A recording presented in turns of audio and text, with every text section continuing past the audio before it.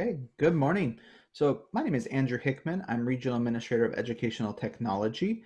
I work at Capital Region ESD in Tumwater, and we serve the Capital Region as well as work across the state with the AESD and my amazing colleagues who are also with me on this Zoom. So this is the Microsoft Teams overview. And when we say overview, that is really what we mean. Our job with this is to show the product, show what exactly it looks like as a learning management system, but we're not going to dive too deeply into every single feature as well as train on how to use it. That's not the intent of these. The intent is really an overview to help districts and admins support and decision making. So with that being said, we will begin our overview. I will be jumping into Teams to show some things live, as well as running off of this slide deck, which is why I'm not going into share mode. So just as a heads up, the first thing I would like to do is introduce my other amazing colleagues from across the state that we do work together, and we're all here to support you. And I'll start with ESD 101. At ESD 101, we have Jeff Crawford and Steve Schreiner, and they are also supporting all of this work in their region. From ESD 105, we have Larry Davison and Darcy Jameson, and Larry is with us today. So Larry, do you want to introduce yourself? You bet. Larry Davison, ESD 105, a coordinator, along with Darcy Jameson. So thanks. Yep. And then from ESD 112, we have Catherine and Christina, and I'll let them introduce themselves as well. So Catherine. Hello, I'm Catherine. I'm the Integrated Learning Coach at ESD 112. Glad to be here. Christy? Christy? And I work alongside Catherine as well. Good morning. Glad to meet all of you. And then once again, I'm Andrew Hickman. I'm from 113. And then from ESD 114, we have Suthan Lathrop. From Puget Sound ESD 121, we have Amber McCullough. From ESD 123, we have Mike Esping. From North Central ESD 171, we have Pete Phillips, and he'll join us back later today. He had to jump off for a little bit. And then from ESD 189, we have Amy Colburn. Now, if you don't know what those regional numbers mean, if you go to the AESD website that has hosted these events, there is a nice map that shows exactly where we all are. So that could also help who's in your region. For example, Larry's in Yakima, Catherine and Christina are in Vancouver area, etc. So just if you need help with that, there is a map on the AESD website. But we're all here to support you. We do cover every area across the state, and our job is to be there and help as much as we can. So once again, the overall purpose of this system today is for you to familiarize some of the features within Microsoft Teams. And I do say some because it is a very extensive tool and I will not be able to show every feature. We are going to understand specific user interfaces for the teacher, student, and parent, which are highly important in this world that we're living in. Next, we wanted to talk briefly around what the Core 4 example could be for Teams. And we say could be because these are just a sample of tools that could be used. The Core 4 is an idea that is based around if you have tools available to support students in any kind of learning environment, these are what they could be. So Core 4 is kind of a home base, which would be Microsoft Teams, which we think of as like a hub where you put all materials, assignments, announcements, etc. It's where your students will go. Then we have things like Meet or Meet Now, which is a synchronous video tool, which is a live video, very similar to what we're doing on Zoom. Zoom is called a synchronous video. Then you have asynchronous video, for example, Screencastify, something you can record that they can watch later. You would host those videos probably on your home base. And then you'll need a storage system. So Google Drive or Office 365, which works with Microsoft Teams. So this is a Core 4 example. We just wanted to put this in here to show what one possibly could look like if your district goes the route of Microsoft Teams. Now remember, these products are sponsored by different companies. Microsoft Teams is obviously Microsoft. So Microsoft products do tend to work a little bit better with Microsoft. So just as a heads up. So with that, we're going to dive in and look at Microsoft Teams and its features. While doing so, we'll talk about kind of the benefits, the rewards, exactly what it looks like for parents, students, teachers, And feel free to ask questions in the chat. I do have Christina, who is my main chat monitor, if you want to wave Christina. So she'll be replying to most of the comments. Catherine is also supporting her today with that. And as always, we work together very well. So if they have anything I miss, they're willing to chime in and support also. So here we go. The first thing is we as a team talked about for every single platform and tool that we're going to go through, every learning management system, there are some basic things we need to definitely share and showcase. The first one being is, how do you create a team? And notice I said create a team because in team, you're making different teams, which is the first level of organization. So when you jump into Microsoft Teams, you're going to get a dashboard which shows you all the teams you belong to. For us specifically as educators, we're going to make a team known as a class. So when you log in, which I will do in a second, you will go to Teams, you will click Join or Create, you'll click Create, you'll choose the classroom type. Now there is different types of teams, so I'm going to jump in and just demo very quickly. So I'm going to sign in to Microsoft Teams. I do use my Google sign-in, which is my account. So if I go to my main Teams menu, this is my dashboard. You'll notice in the corner, it says Join or Create. When I go here, I now have two options. For teachers, you're going to create your team. So when I click Create, here are my options. For us, we'll mainly be looking at class, which is for our students. We also have the option of creating a professional learning community with our colleagues, which means you can share work, etc. in there. You have one for school admins for your entire staff, as well as other groups, other ways to connect. So Teams idea is that you're getting a team together to do the work. So we're going to be doing a class. And we can get into the class. Very simple. Then you can add students, which we'll get to next. So that's really how you create a team. It's very, very simple. Once you sign in, it takes you directly to your Teams page, which you can either join or create. For students, when students join a team, there's a couple different ways to get them in. I do have a recommendation that is best practice. So students can join team by being added manually. This does associate with your district's account. So very similar to Google, if you're a Gmail district, they're easily added because they're a Gmail district. If this is a Microsoft Office 365 district, they have Microsoft emails. They can be added manually by your district IT department. They can put them in for you, which I think is best practice because they can have a class list. It can add them by name or email because they're already developed in the system. They are put in the system by IT, which is managed by your IT. The second option is they can be added by a join code. Each class gets a specific code. They can type in that join window, they can type join and be added. Or you can give a direct link to the class, which they then just have to click and accept. Now, the next question is, what about parents? Yes, parents can be allowed. They are added as what are known as guests. You can actually add anybody into a team from an outside agency, from an outside company, from an outside personal email into a team if you're adding them as a guest. When they're added, it will say guest. It is known as a guest account. So those within your district are known as students or teachers in the class.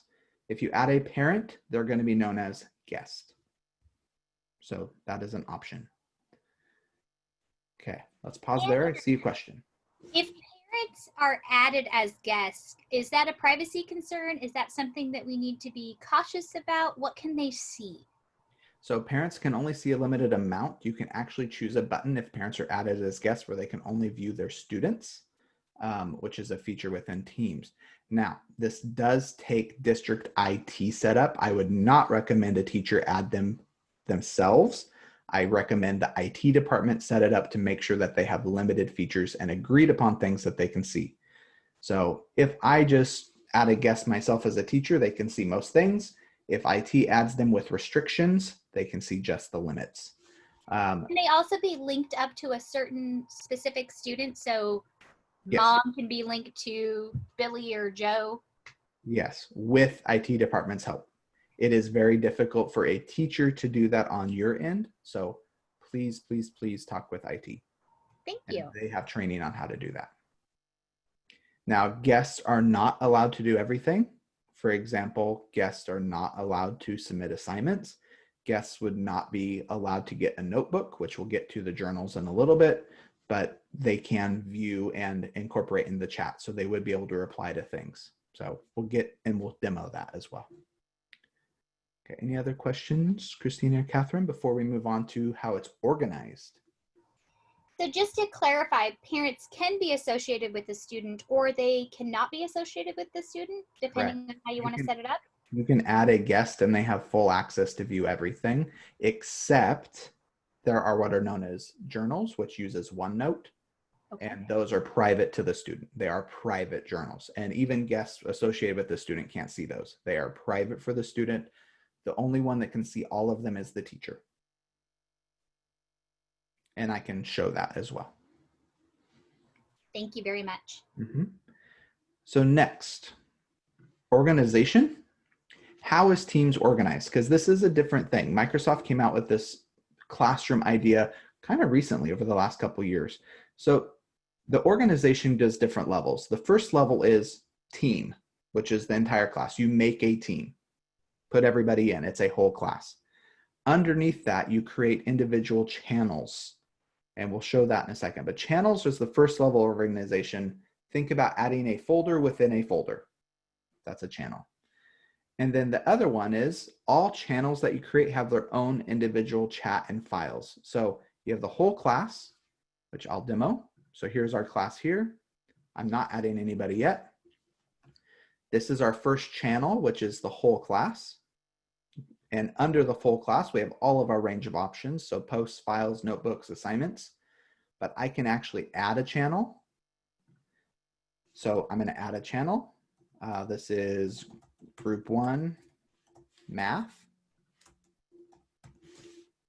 Okay.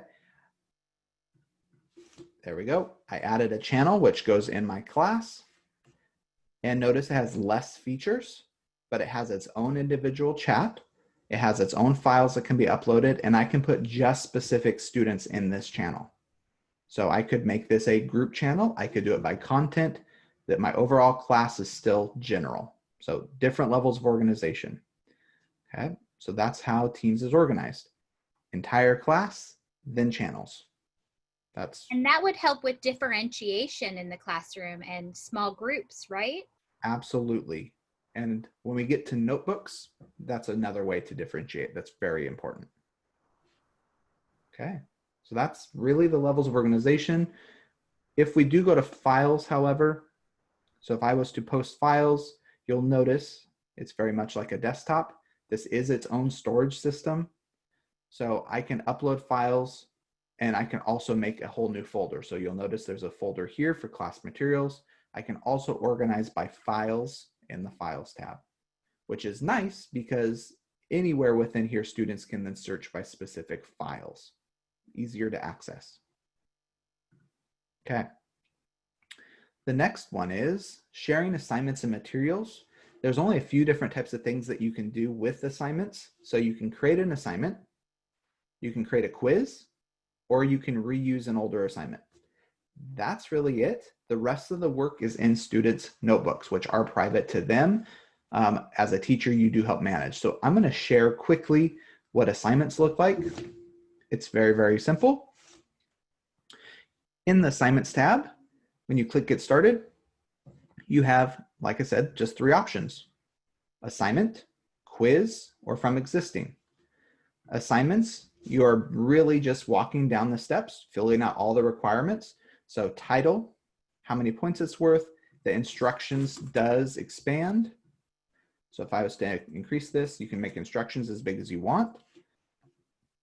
You can give it to a different group. You can give it to individual students. You can give due dates, which does associate with their calendars. And who do you post it to?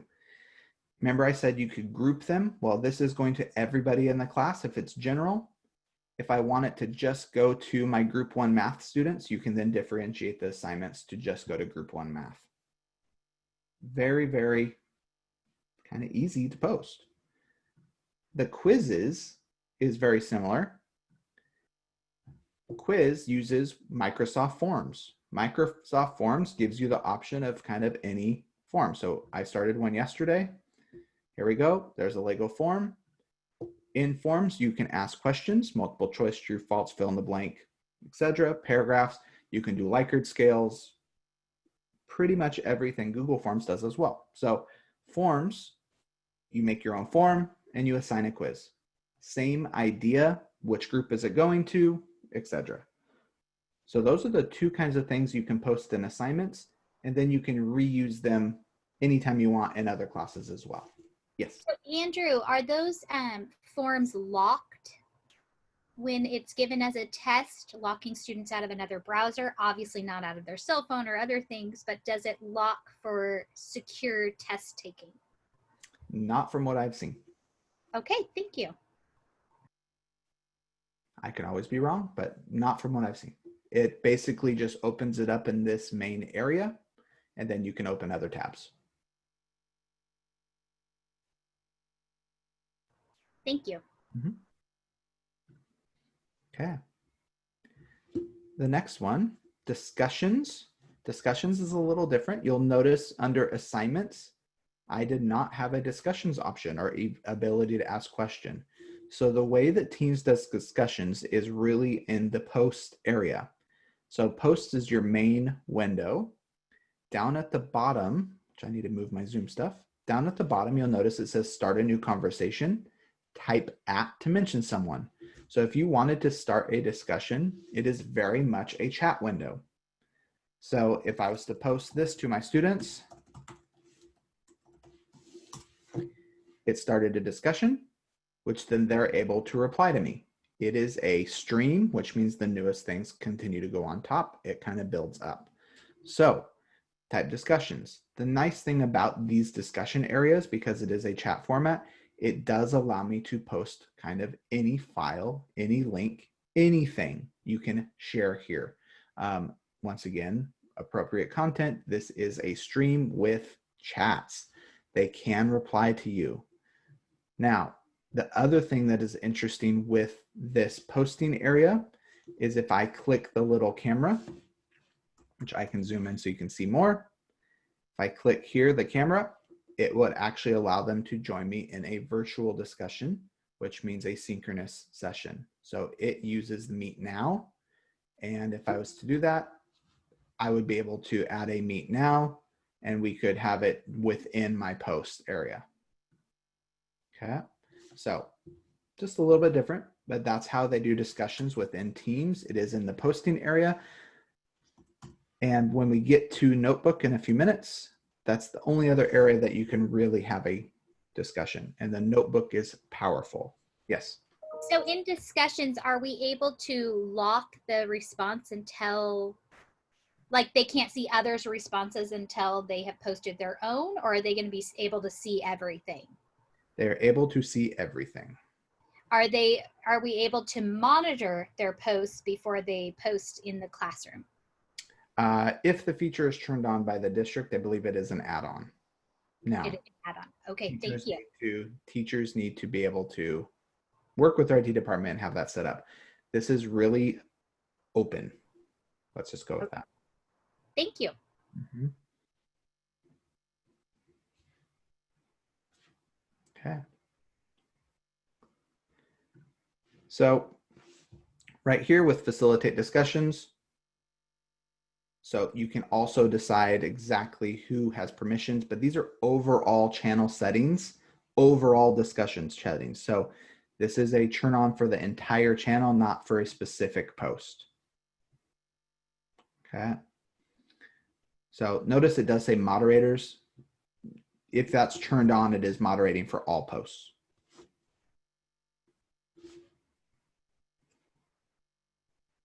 I was one slide behind.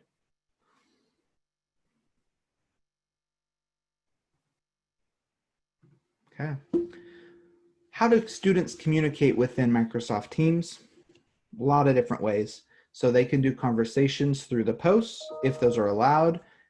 They can communicate and reply to announcements.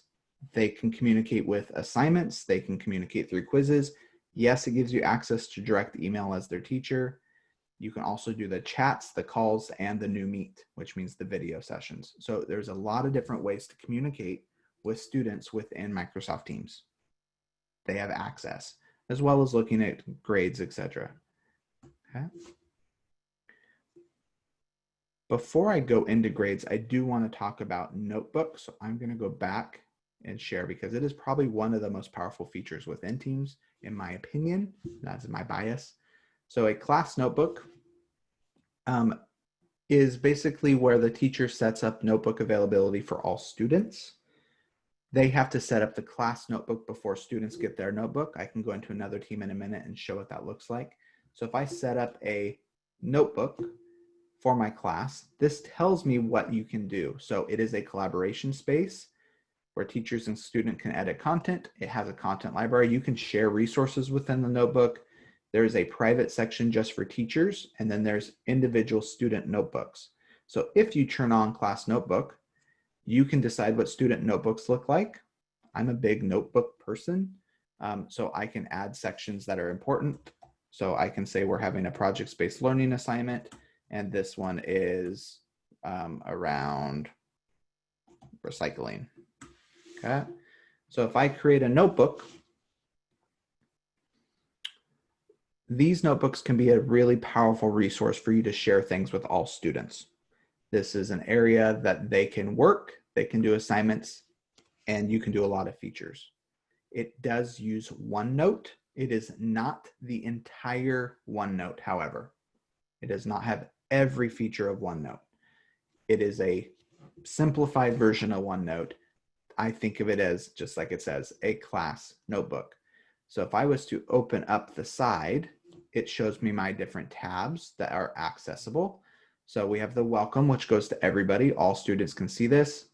There's a collaboration space where you can share resources. You can do group work. You can talk. You can do this, which you can open up and add more tabs under. So this even shows me how to use collaborations. There's a content library where I can share resources. So organize resources here. You can do this by individual assignments. Think about a notebook with tabs. As a person that when I was teaching, I had my notebook and I had tabs for everything. First week of school, I have all these assignments or these options or these menus. That's really what this is. It's a virtual notebook with tabs. Yes.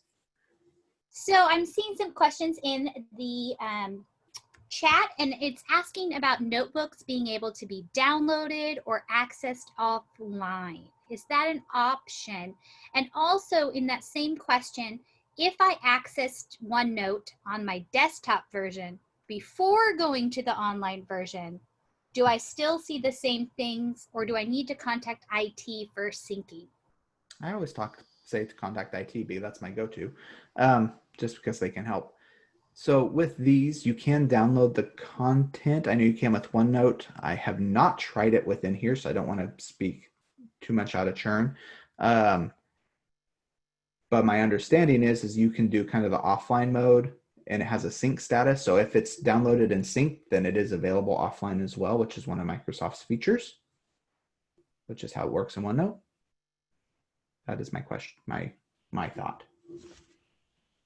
Once it's synced, it should be available for you to work on, and then when you get back to Wi-Fi, it will resync again. The only caveat I would add with that is if districts have locked a computer, you have to put in your password to get back in after a short period of time. That does not work in offline mode. Yep. You need to have internet access to log back into that device. So that's a consideration to have with your IT team. All of our products that we're talking about today are going to be heavily internet used. Yep. And there are some options for downloading, but not the slickest or easiest thing in the world. Completely agree. Okay, so I wanted to show what a notebook looks like. So this is one that we have populated with students. So you'll notice that people were posting in the chat. But if we go to the notebook for this class, and I was to open up the sidebar, you'll notice how it has individual teachers and students' names on the side. So this is Russell's private notebook. On Russ's end, he is the only one that can see this notebook and add resources to his own personal notebook. However, he could access all of my materials that I have shared in the collaboration space in the content library. So he has his own individual tabs. I, as the teacher, have the power to see all of my students' tabs as well. And if you're someone like me that likes to color code, we can always color code tabs. So if I wanted to change the color, you can color code to match exactly what you're thinking. So really, really is like a physical notebook, but now online with resources. Okay. Anything to add, Christina or Catherine?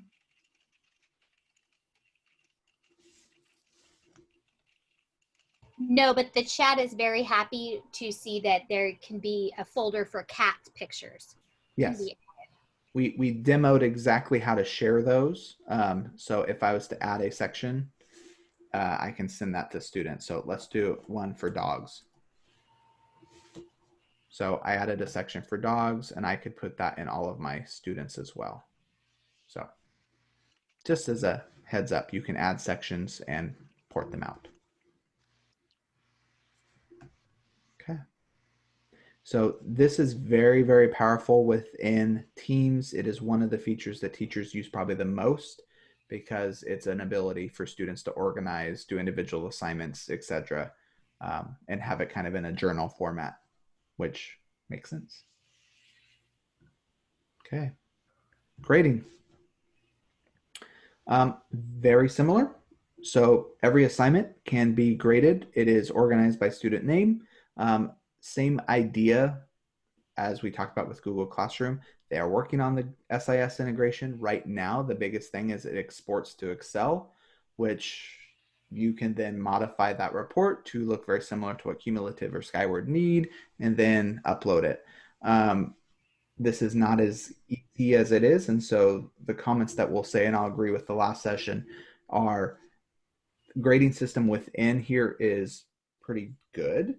And working with it with students, this is an access point where they can see the grades, they can work on them, they can look at them. Great to share with parents.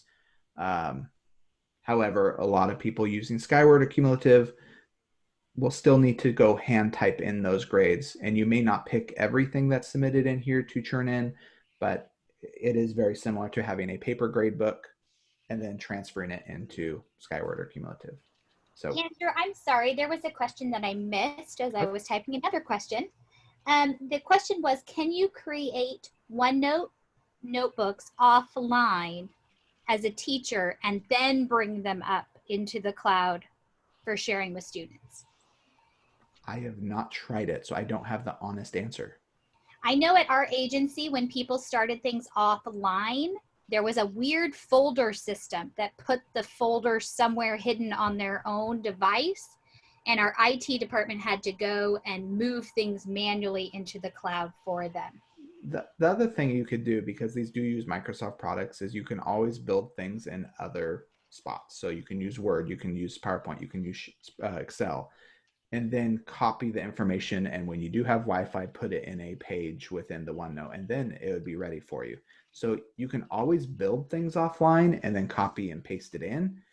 I have done that. I have not done the within the OneNote app offline trying it. I have not. So I can't answer that exactly. It looks like Rebecca says you can if you just use the add it to the team button. So Perfect. It looks like Rebecca has some experience, which we love learning from all of you who do this work. I agree. You never know what you're going to find until you just try it. Exactly. Okay. Notification settings. There's a lot to notify because Teams, there's other features. This uses your Office 365 account. I'm in the Microsoft Teams, but this is connecting with pretty much everything else in Office 365. So if I was to do notifications, which are internal, if you download the app, you also get the little bell notifications there. But when I go into activity, and I click the gear, there's a lot of notifications that I can choose from. So you get to handpick for yourselves as well as students. When they click the gear, they will get to pick notification settings as well. IT department can help set these up too. So, I mean, you can choose banner and email, banner, or only show in feed.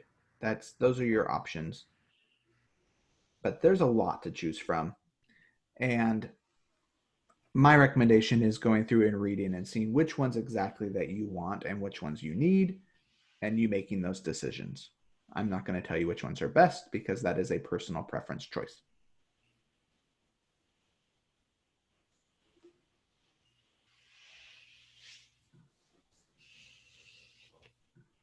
Okay.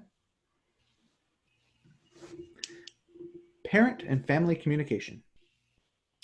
So we've already mentioned before that you can add parents and families as guests, which I can show, and you can set their permission level. So if I go back to Jen's team, you'll notice right here, this person was added as a guest. So when you add people as a guest, you really just put them in, let me move my little zoom. So we have one guest here, they're in team, they're looking.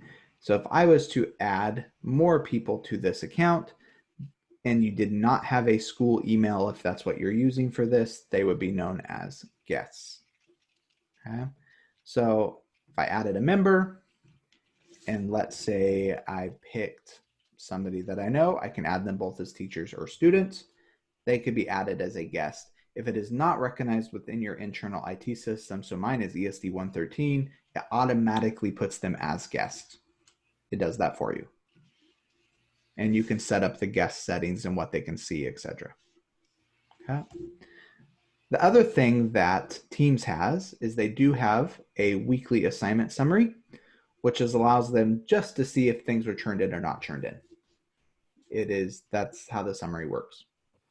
What was assigned, due date, was it done, was it not done? So they do get a weekly parent guardian, and they call it a digest. So they get a report. That also has to be turned on. Have your IT department help with that.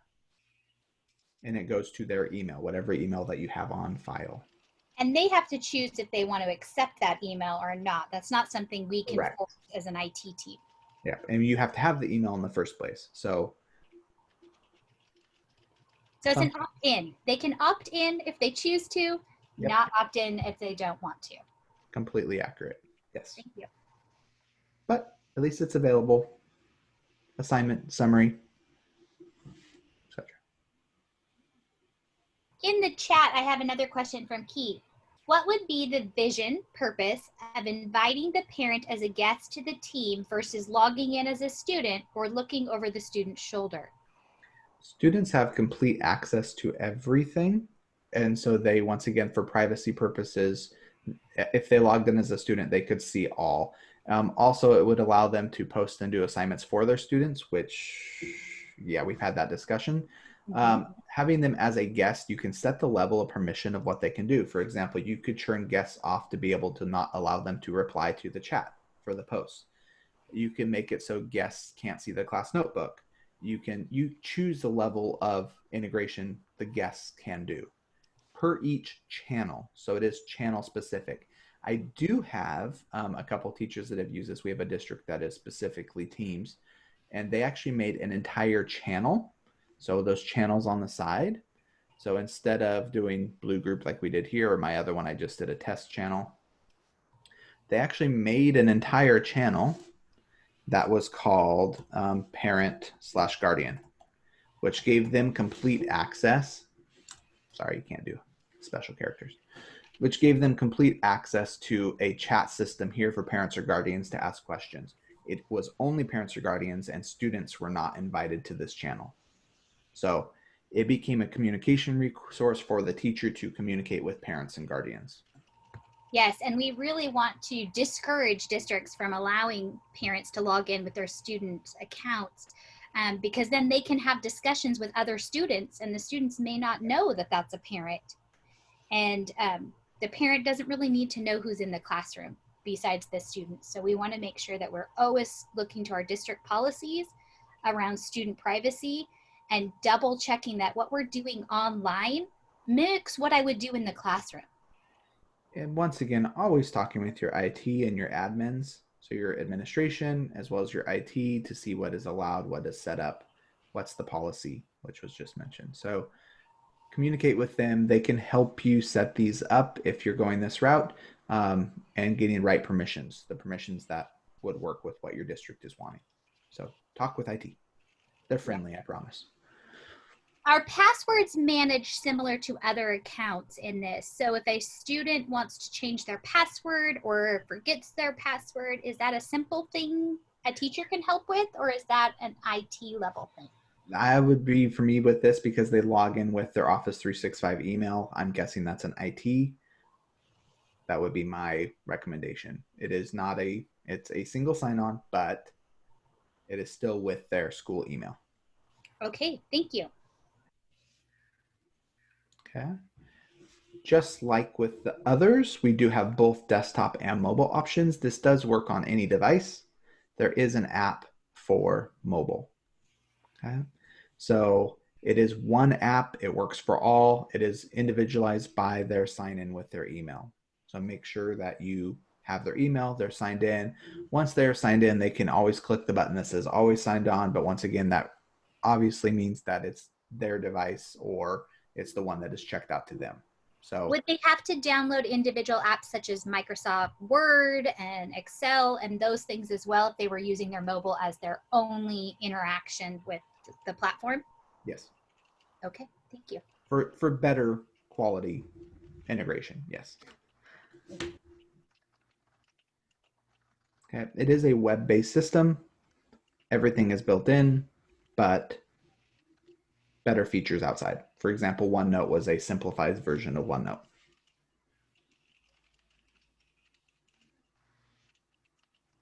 The other thing that I do appreciate with Teams over here on the side, you'll notice that we can do calls internally. It has access to your own calendar. It has a menu on the left. So if I was to set up a Meet Now call, you can call people in your network. Teachers can set these up and schedule these within the calendar.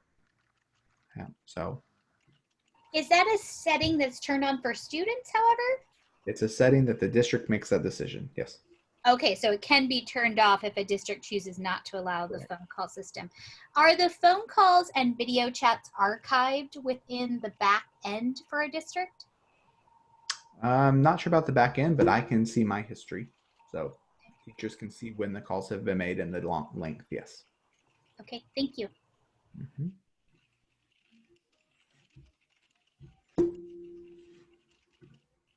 Okay. Wanted to make sure that we talk about other considerations. So once again, data privacy is something that needs to be discussed at a district level.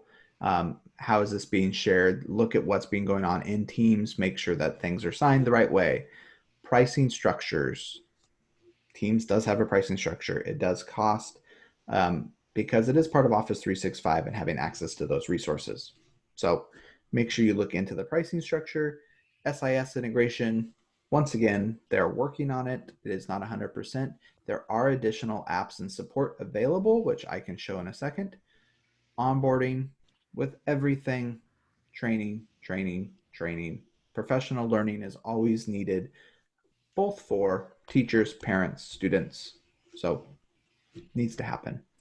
Make sure you contact IT, have administrative support, know who is your contact within your district, know who's your contact within your building, know who's your contact within the region, which we're here for you as well. And then how does it integrate with other tools? I will say that this integrates best with Microsoft products because it is a Microsoft product, but I would say the same thing with others. However, it does integrate with all tools. For example, if you had a Google Sheet and you wanted to put it in here, you could definitely use a Google Sheet within this. So there is integration. Other integrations, they do have apps available. So if I was to push the plus, they have some other things that you can add as well as look at other apps available, and you can search by kind of things you're looking for. So there are other integrations. What we have demoed today is the bare bones, the basic, that is what we are showing. So talk with your district before, of course, you add any of these. to your platform if you're allowed to add them. Talk to IT. They're great. Okay, so We let's, always champion the curriculum and the administrators and the IT people get into one room and have this discussion of how does this device work with this platform, work with this online tool that we are expecting people to use before we get into a mess where that online textbook doesn't work on that device. Because we've seen that happen all over the state and beyond. we have this great resource we really want to use, and it's not going to work. Exactly. So if we can all be in the same room having the same conversation, we're just in a better place. Always bring your team to the table. That's right. Especially for teams. Yes, there you go. Okay, so let's open up for some questions, and then we can show if we have some questions or how we're feeling.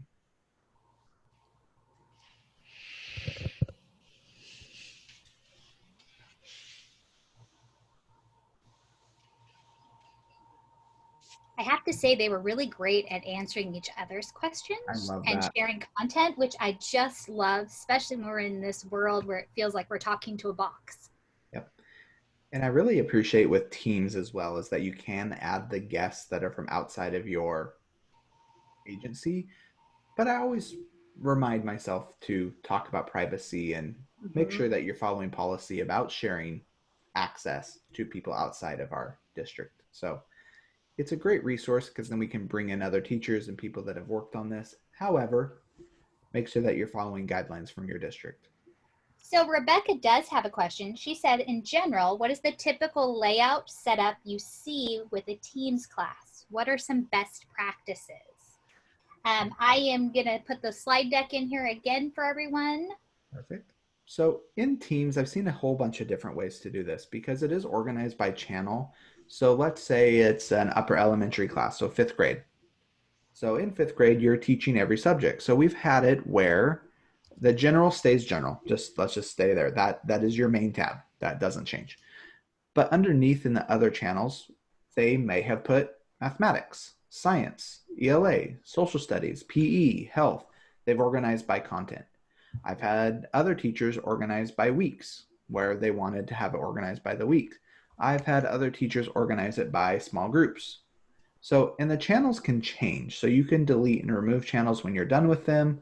So there's not one exact right way to organize. It is really around personal preference and what makes sense for your classroom. For example, a high school teacher might have multiple team classes because they're teaching different subjects. Or they might decide to put everybody in one, which in my head would be very difficult, but that could be what they prefer. So yes. Lisa was concerned about different grade books for each channel. Is it a grade book for each class or a grade book for each channel? It's a grade book for each class. Okay. Because you'll notice when I went to the parent guardian channel, even though it says that I really don't have it set up as a parent guardian, the only thing you can do in this channel is post, add files, and add notes. It is an area for them to collaborate. Perfect. In general, that's where I post assignments, the class notebook, and the grades, All right. which is everybody. And we are at 11 o'clock almost. Okay, Rebecca said that answered her question, so thank you very much. perfect. I like being able to answer questions. Right? The other thing I like with this, just to give you heads up, is because I'm logged in, you'll notice I have a little busy symbol by my face. It does show when people are live, and you can see that.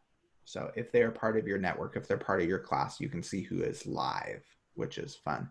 I'm going to give a little shout out to something Microsoft did here, which yes, you can find on any other product, but you'll notice right here, it says upload class materials and then find help and training.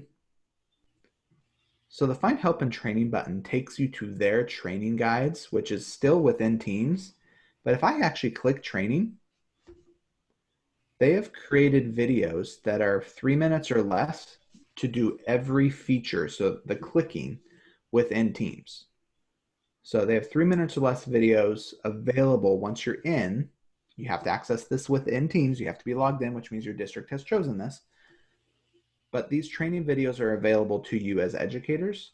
and they really show how to do every click available. I mean, managing your activity feed, what the mobile looks like. They even have one for what it looks like as students, etc. So just be aware that there is additional videos as well, and we're always here to help too. So our next steps, make sure you connect with us if you need support or have questions, and go back to the Learning Management System page, etc. So any other questions in the chat? There was a question about what you just said. Is this you only if you're in classroom mode when you create a team? Garen said this, and I'm not sure if I'm understanding his question correctly. Garen, do you want to chime in? Yeah, so you're creating a team. You can create different types of teams, but you're creating a classroom team. I think this is the first time I've seen the training function on a team. So it must be associated to when you create a classroom, or when you're creating a type of team, it's asking you what kind of team you want to create. Yeah, this is specifically dedicated to the educator training. So they created these videos for educators. So it is in the class training. Now you can access these. They are all on YouTube. So they put them in. So you can get specific links to them and then share them out. They're public. I got you. I'm gonna have to create a team now and see. Oh, where'd that training come from? Because I have not seen it yet. I So can it must help be you when out you create, too. like a PLC, like a professional learning community. Is it in there? It might be. I haven't tried to see if they put it in it. It's relatively new. Oh, okay. Let me do this for you. Sorry, you I've get to see created many others. I've never actually sat down to create a professional learning. Well, I can try it. You don't burn time. I'm actually going to just share a resource. So not a problem. So I created a one pager, which has training resources, which has links to all of those videos. So I'm more than happy to share that because it's just linking to their resources. I have no issue with that. So I will post that in the chat. Excellent. It's nice to have that button so handy as a teacher so that in the moment when you're trying to figure out something that feels relatively easy, you should be able to know how to do it. It's there. Yep, exactly. So yeah, the link I just shared takes you to that one pager that gives all those resources and training materials access. And I received that one pager support from somebody that actually is an executive at Microsoft. They gave it to me, so very helpful. Okay, any other questions?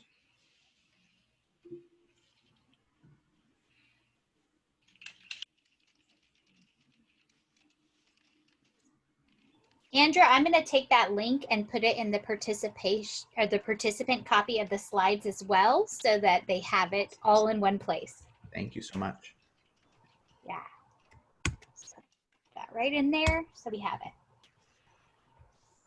Does anyone else on the call use Microsoft School Data Sync to automatically roster these? Keith is asking. I don't know since I don't know all of you on the call. I don't know either. If anybody wants to reply yes, that would be great if you do, or you can unmute. Yes.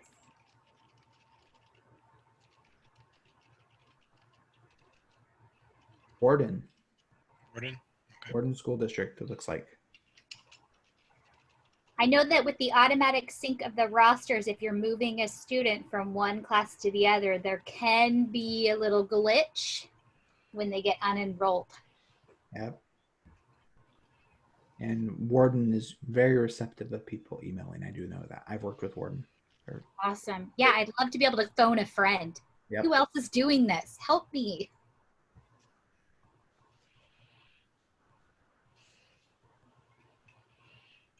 Okay. I'm not seeing any other questions, so I'm going to actually stop recording. And we'll stay on for a few more minutes.